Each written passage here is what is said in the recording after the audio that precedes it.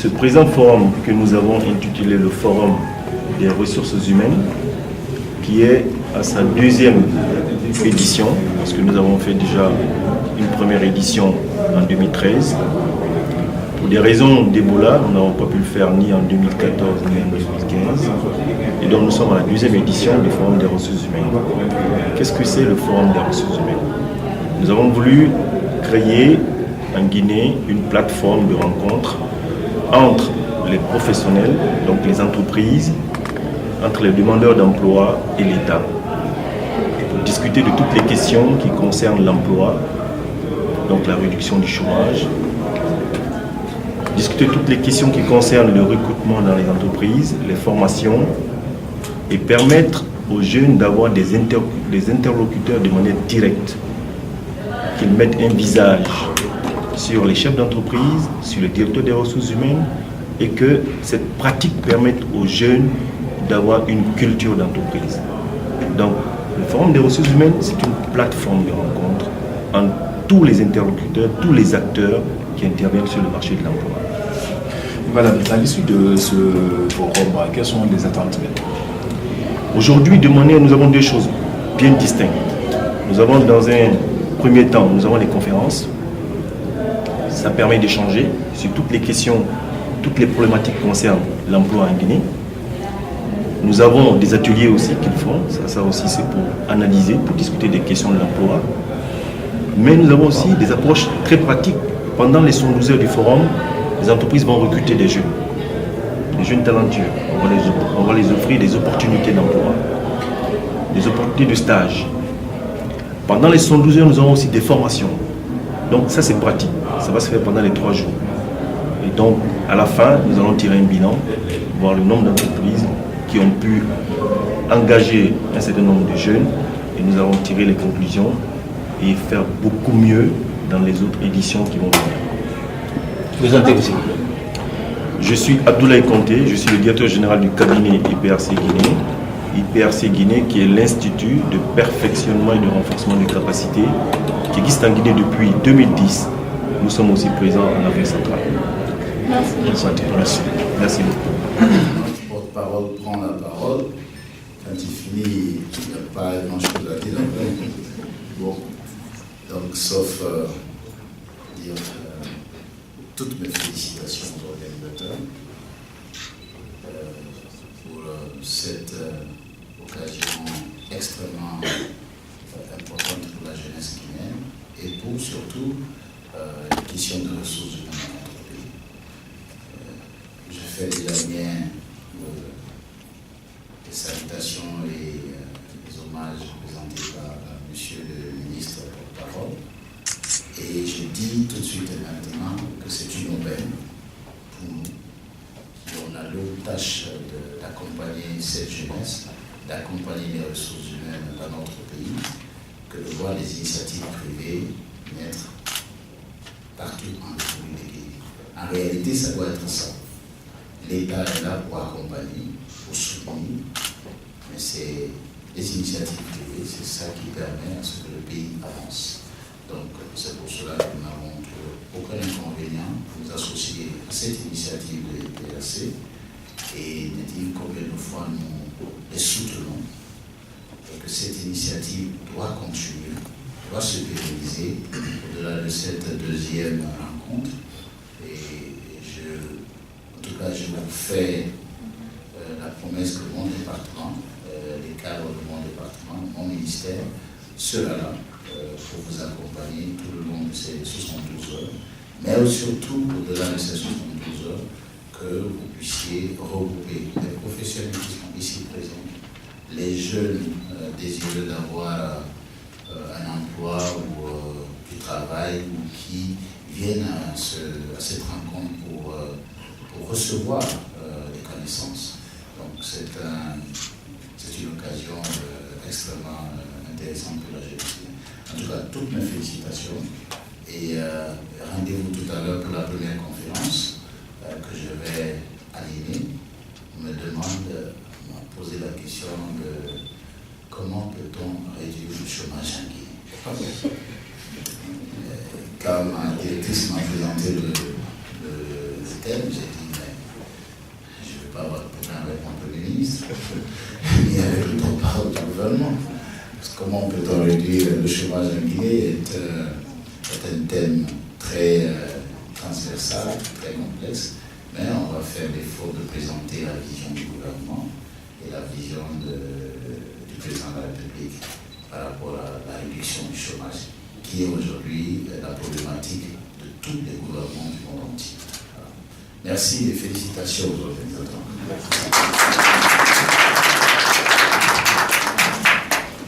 J'avoue que je suis venu sans discours d'ouverture. J'ai été briefé par mon secrétaire exécutif en tant que président de la Chambre des Guinée, donc gros employeur dans le pays, mais également en tant que quelqu'un qui est fortement attaché aux ressources humaines. Je vais vous dire pourquoi. D'abord, je voulais féliciter les organisateurs parce que, de mon point de vue, les ressources humaines sont au cœur de l'entreprise. Il n'y a pas de productivité, il n'y a pas de compétitivité sans une trame de ressources humaines solide, capable de se mettre à jour, de se mettre à l'épreuve et de faire face à tous les objectifs. Le rôle d'un manager, c'est d'abord d'avoir en ligne de mire à tout moment les ressources humaines. Donc, félicitations pour l'initiative avec tous nos encouragements. Je vais peut-être commencer par quelques sagesses que j'ai apprises il y a très longtemps et qui m'ont aidé dans ma vie et qui ont aidé certains aussi parmi vous, j'en suis sûr, dans leur vie professionnelle. C'est Jean-Marie Messier, le fondateur de Vivendi, et qui est un peu mal fini, qui disait dans un ouvrage qu'il a écrit: « Serre ton bonheur, va vers ta chance, prends le risque, à te voir, ils s'habitueront. »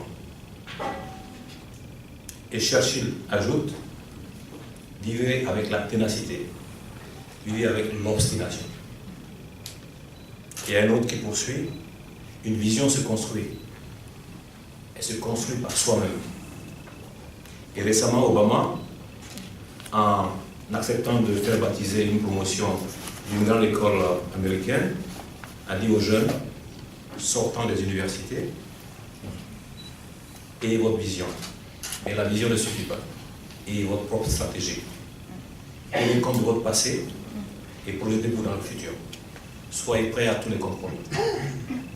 Je pense que ce sont des conseils. Personnellement, ténacité et obstination ont été mon credo toute ma vie. Et j'en connais 2 ou 3 parmi eux auxquels j'ai passé ce message, qui ont été tenaces à l'étranger, qui sont revenus et aujourd'hui qui sont bien placés. Donc je voulais partager ces sagesses avec vous. De mon point de vue également, il n'y a pas de ressources humaines qui vaillent sans une approche systémique et stratégique. Habituellement ici, quand on parle de ressources humaines, de gestion des ressources humaines, on pense au recrutement, on parle au licenciement, on passe à la paye, mais on n'intègre pas souvent certains éléments qui sont assez importants. La question du talent, la question du développement des ressources humaines, la question de santé et sécurité, qui intègre des éléments de psychologie, des éléments de formation, qui intègre le coaching, le partage avec les aînés. Ces éléments-là sont extrêmement importants. La Guinée a une belle histoire en matière de ressources humaines. Si on accepte de puiser dans l'expérience du passé, on saura que ce n'est ni la bauxite, ni le minerai de fer, ni le diamant et l'or qui sont les produits d'exportation de la Guinée. Ce sont les ressources humaines. Pour ceux qui connaissent un peu le passé de l'université guinéenne, il y avait des Rwandais qui étaient là, des Nigériens, des Guinéo-Équatoriens, et des Ivoiriens même, et des Comoriens, des Seychellois. Toutes les spécialités ont été exportées par la Guinée. Aujourd'hui, au Mozambique, vous avez des infirmiers guinéens qui sont bien connus. Au Gabon, certains sont là depuis 20 ans, ils ne peuvent plus revenir. Au Rwanda, qui est un exemple pour nous aujourd'hui, la plupart des cadres de l'administration publique qui sont partis de la demande du gouvernement, ils sont partis d'ici. J'ai les promotionnés parmi eux. La Guinée a exporté des ressources humaines. Les administrateurs de haut niveau ont été envoyés aux Seychelles. Ils ont été envoyés aux Comores. Donc il faut qu'on fasse confiance à nos ressources humaines. Et les jeunes, dans ce domaine-là, sont très importants. Avec les nouvelles technologies de l'information, avec la notion de compétitivité et j'allais dire, de productivité qui prennent beaucoup plus le pas maintenant en matière de commerce international, la capacité de s'adapter vient plus vite au niveau des jeunes qu'au niveau des moins jeunes. Peut-être que je ne suis pas le bon exemple aujourd'hui pour parler des ressources humaines. J'en parlais tout à l'heure avec M. le ministre de l'Emploi. Parce qu'actuellement, moi personnellement, en tant que gestionnaire, je suis confronté à la question de gestion de ressources humaines. Mais je ne m'en inquiète pas. Un employeur, quand le marché n'est pas bon, quand il y a une crise financière qui l'attend, la première chose à laquelle il pense, ce sont ses charges fixes. Et dans les charges fixes, il pense aux ressources humaines. Et l'élément qui vient en tête tout de suite, on licencie. Le licenciement n'est pas une solution à un problème de gestion de l'entreprise.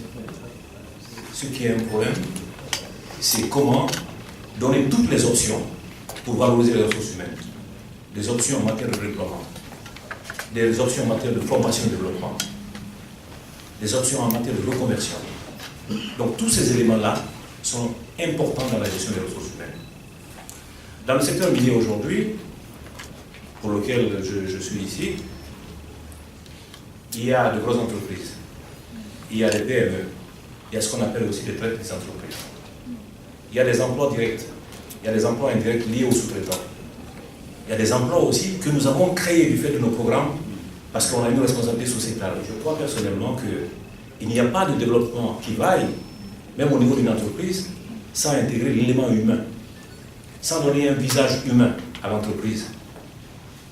De plus en plus, toutes les entreprises les plus capitalistiques, comme dans le secteur minier, tiennent compte de cet élément-là. Il y va de la durabilité de votre présence. Il y va de l'efficacité de votre production. Il y va de votre compétitivité. Et surtout, il y va de votre licence sociale et licence minière d'opérer dans le pays d'accueil. Et tous ces éléments sont des éléments qui tombent dans les mains du responsable des ressources humaines, qui doit avoir l'œil, qui doit avoir une présence continue auprès des managers stratégiques, qui doit être en relation avec ceux qui font les engagements avec les parties prenantes, qui doivent communiquer avec, à l'interne et à l'externe. Donc l'entreprise repose essentiellement sur le facteur humain, à la fois ceux de gauche et ceux de droite se sont entendus que après le capital financier, c'est peut-être le capital en matière de ressources humaines qui vient comme facteur important à la fois de création et de développement des entreprises, mais surtout de compétitivité. Donc une fois de plus, je réitère mon avis que le responsable des ressources humaines doit avoir une approche intégrale, systémique, en matière de gestion des ressources humaines. Aujourd'hui,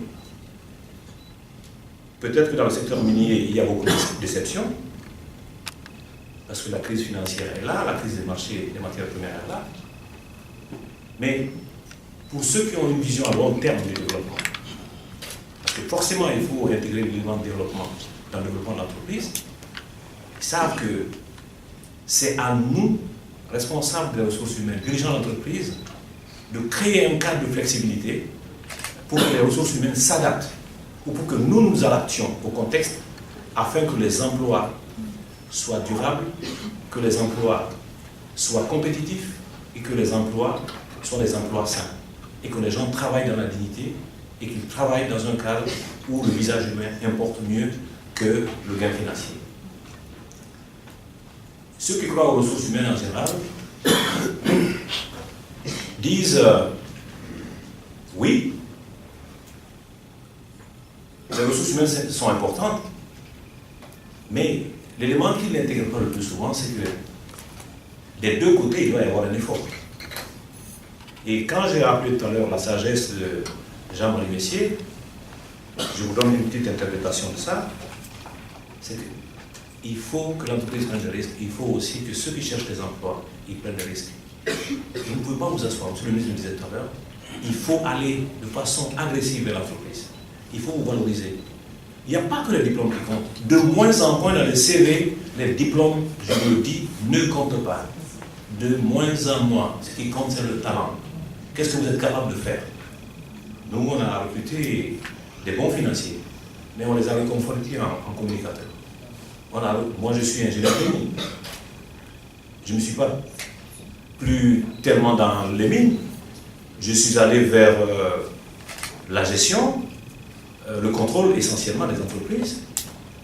Et ce que le contrôle m'a apporté à la Cour des comptes, à comme on appelle en France, à l'inspection d'État en France et au Conseil d'État, c'est ce qui m'a permis de connaître l'importance, de savoir l'importance des ressources humaines. Donc je vous invite à la flexibilité, je vous invite à l'agressivité. Une entreprise recrute de deux façons. J'ai besoin, je recrute, pour mes besoins d'aujourd'hui. Mais je recrute aussi parce que j'ai vu en ce monsieur, j'ai vu en cette dame un potentiel, un talent qui peut me servir. Donc je l'intègre dans ma stratégie à moyen et long terme. Soyez ténace aussi. Ce n'est pas parce que j'ai dit aujourd'hui que je ne peux pas que vous allez me laisser. Mais en même temps, ayez une vision pour vous-même. L'ambition, ça compte. Si vous dites, moi, comme les Allemands le disent, ce bateau-là, je vais y être le capitaine, il faut monter dans le bateau d'abord pour être capitaine. Donc, battez-vous, soyez tenace, ayez une vision de vous-même, ayez une ambition, mais soyez flexible aussi. Et c'est par le seul moyen que vous arrivez à quelque chose. La vie de nous tous, notre réussite compte. Mais après tout, si on fait la somme de l'effort de chacun, on peut aboutir à quelqu'un. Et le responsable des ressources humaines n'est pas quelqu'un qui va manipuler les fichiers, passer son temps à manipuler les fichiers. Je ne vais pas marcher sur les plates-bandes de la GIC ou bien de l'institution qui a organisé cette rencontre. Mais il y a des choses concrètes qu'un chercheur d'emploi doit avoir. Le secteur minier est un secteur ouvert, mais c'est un secteur à turbulence. Il faut être capable de se reconvertir, capable de manifester ses talents pour que vous soyez identifié comme quelqu'un qui peut contribuer aujourd'hui, demain, après-demain à la vie de l'entreprise. Voilà le message que je voulais donner une fois de plus. Je ne suis pas un homme de tribune, je suis un homme un praticien et j'ai voulu partager ces sagesses avec vous et ces pensées. Je vous remercie. C'est une définition du chômage qui connaît de nombreuses variantes et son concept donne toujours lieu à des controverses théoriques et statistiques. Et la notion de chômage est intrinsèquement liée à l'idée de salariat. Donc, c'est-à-dire d'un contrat entre un travailleur et un employeur. La troisième définition, selon le BIT, le Bureau international du travail, est chômeur toute personne de 15 ans ou plus qui remplit les critères suivants. Être sans travail, c'est-à-dire ne pas avoir d'activité, même minimale, pendant la semaine de référence, être disponible pour travailler, c'est-à-dire être en mesure d'accepter toute opportunité d'emploi qui se présente dans les 15 jours, sans qu'une tierce obligation soit une entrave au retour à l'activité. Et rechercher activement un emploi ou en avoir trouvé un qui commence ultérieurement.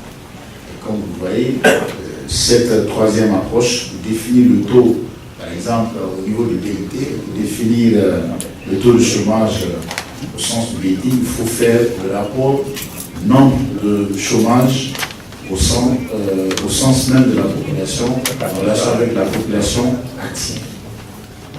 Alors, quand nous regardons ces trois approches de définition, laquelle de ces notions du chômage devons-nous adapter?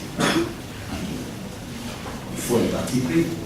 Il faut que nous sachions quelle définition du chômage peut s'appliquer à la Guinée.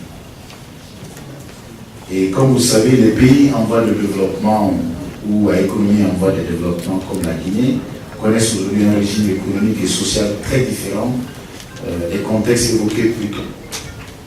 Nos analyses et nos approches de solutions doivent donc être menées avec prudence en fonction de notre contexte et de la réalité de la notion du chômage dans notre pays.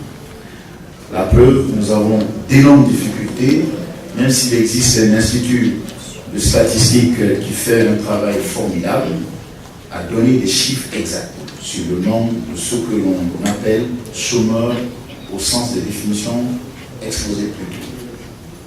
Alors, puisque nous avons dit qu'il faut un parti pris, nous avons défini le jeune chômeur guinéen comme celui qui est diplômé ou non diplômé, qualifié, non qualifié, urbain ou rural, sans activité, non autonome. Donc le jeune qui n'exerce aucune activité génératrice de revenus. Et cette approche de définition du jeune chômeur rejoint la définition de l'emploi de la Banque mondiale, qui dit que l'emploi est toute activité génératrice de revenus.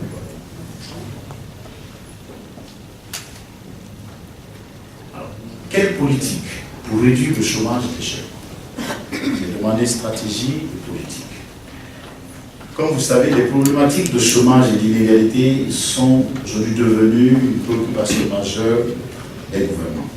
La conception généralement répandue était qu'il fallait donner un coup de pouce à la croissance économique pour impulser une dynamique qui favorise l'emploi.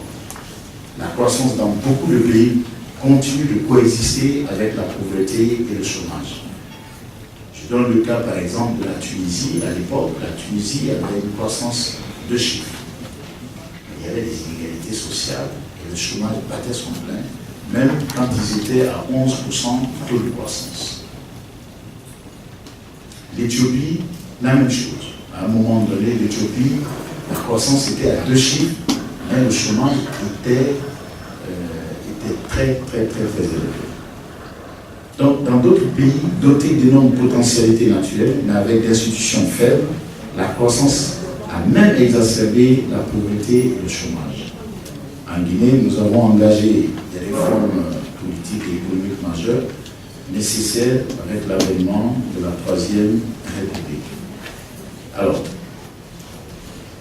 quelle approche globale?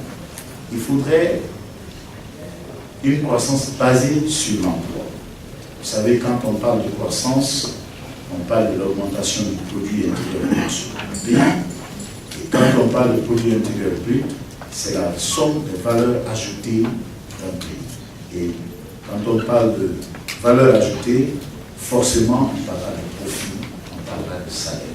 Donc, puisqu'il peut y avoir croissance dans des pays, et avec cette croissance même dans ces pays, nous avons un taux de chômage très élevé, il faudrait que nous, notre approche en Guinée, a été qu'il faut une croissance basée sur l'emploi. Et pour cela, nous avons quelques axes.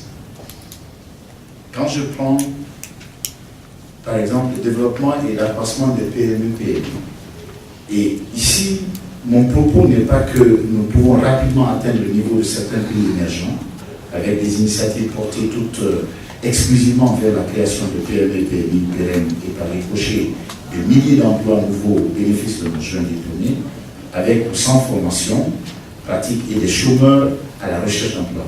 Je suis convaincu que l'ensemble, que par exemple l'exemple de l'Allemagne est le meilleur. Et je suis aussi convaincu que ce sont les PME et PMI qui créent la croissance, qui créent de l'emploi et qui réduisent le chômage, quelle que soit la notion retenue. Si on arrive à intégrer cette approche, on aura vraiment avancé dans cette lutte contre le chômage. Donc c'est une première approche. Deuxième, c'est l'approche IMO dans les investissements publics. Comme vous l'avez constaté, au niveau du ministère, nous avons engagé avec l'Agence guinéenne de l'exécution des travaux à haute intensité, nous avons engagé des travaux, par exemple, de pavage. Et là, le recours à l'approche IMO dans les investissements publics privilégie chaque fois que cela est possible le facteur de travail. Le facteur de travail ainsi que les compétences des matériaux locaux par rapport au capital et aux investissements en équipement importé.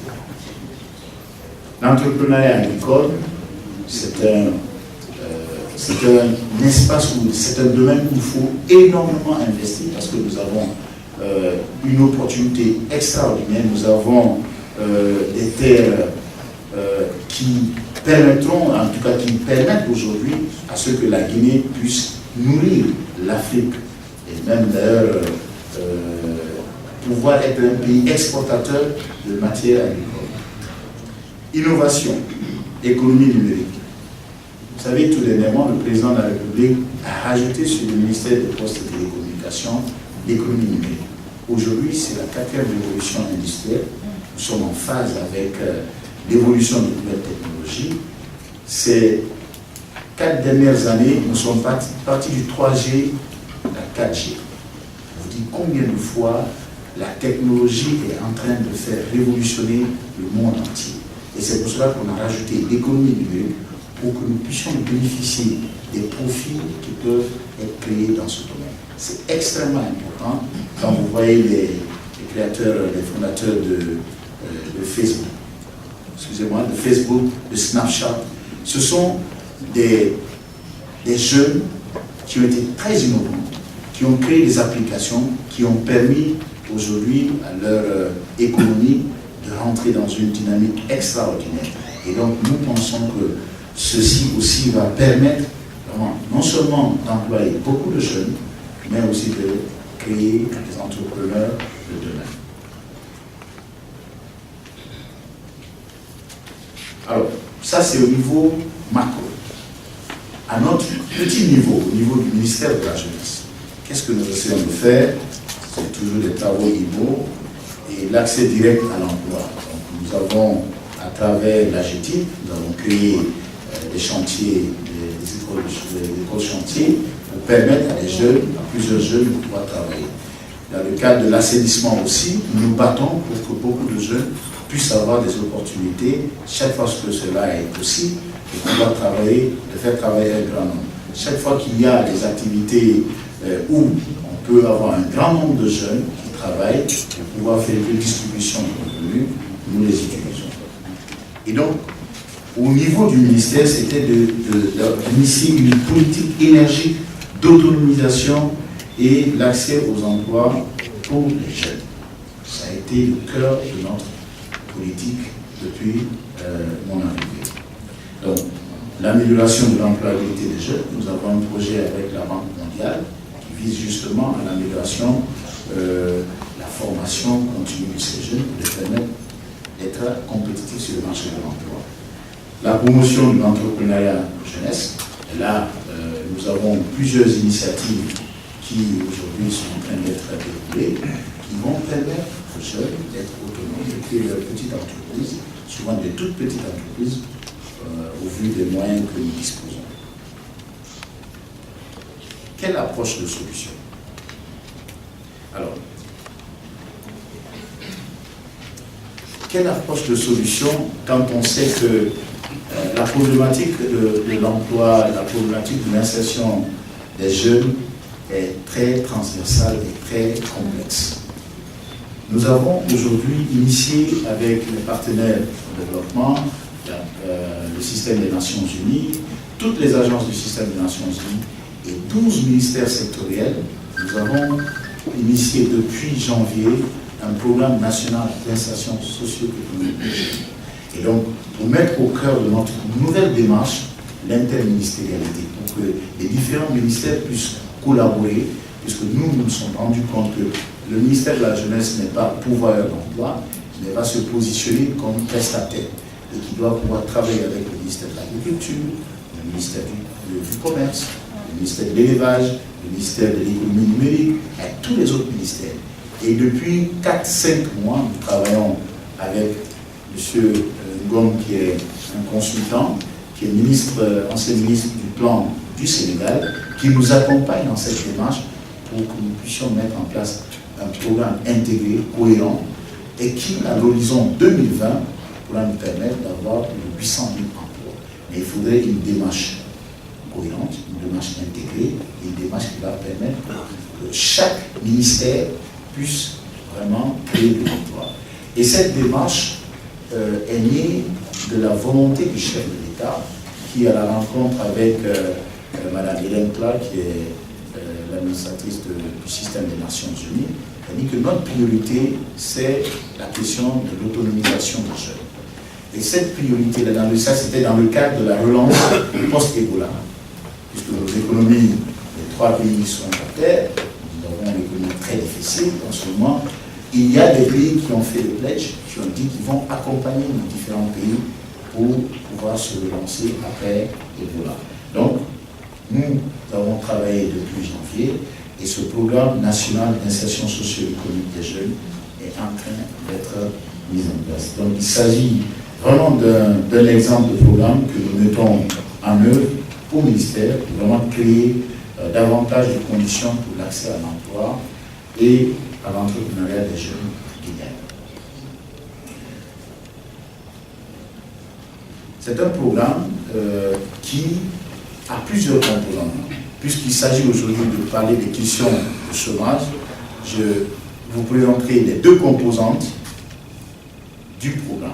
Sinon, c'est un programme qui parle des citoyennetés, qui parle de renforcement des capacités et de façon transversale.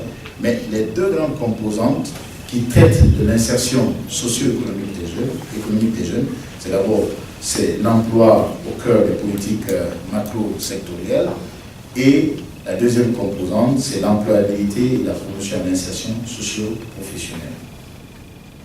Alors, la première composante, l'emploi au cœur des politiques macro-sectorielles, je pense que l'écriture n'est pas facile à lire de loin, mais d'abord c'est l'orientation, la coordination, le contrôle, le suivi et l'évaluation des initiatives et programmes sectoriels visant l'emploi des jeunes, de même que ceux qui peuvent avoir un fort impact sur l'emploi. C'est l'orientation de chaîne de valeur, complétant les études de filières déjà produites et permettant de fédérer les différentes communautés. La détermination des secteurs clés devant porter des projets créateurs d'emplois et de champions. Donc, il y a plusieurs rubriques qui sont concernées par cette première composante. La deuxième composante, c'est l'employabilité et promotion à l'insertion socio-professionnelle. Il y a deux grands axes ici. C'est le développement de l'esprit d'entreprise des jeunes. Donc là, il faut l'identification de la cible primaire, la sélection des bureaux d'accompagnement et de placement. Donc certainement, l'IPSC sera le partenaire du ministère. La consolidation des entreprises et stabilisation des emplois, développement du système d'incubation. Et au niveau du second axe, c'est favoriser les conditions de financement. Financement satisfaisant des projets et détermination des relations entre le Trust Fund et les différents fonds existants. Donc là, c'est l'institution d'un bon cadre de collaboration avec le système bancaire classique pour accroître les IMF. C'est pour vous dire que la dimension emploi, on ne peut pas s'asseoir dans un bureau, dans un seul ministère et dire voilà ce qu'on va faire demain. Ce n'est pas possible. Il faut l'implication de tous les acteurs, du secteur privé, des différents ministères sectoriels, pour que nous puissions résoudre la problématique de l'emploi des jeunes. C'est toujours, souvent quand on est dans des débats où on est invité par un journaliste qui dit « Vous avez créé combien d'emplois ?» C'est une question assez...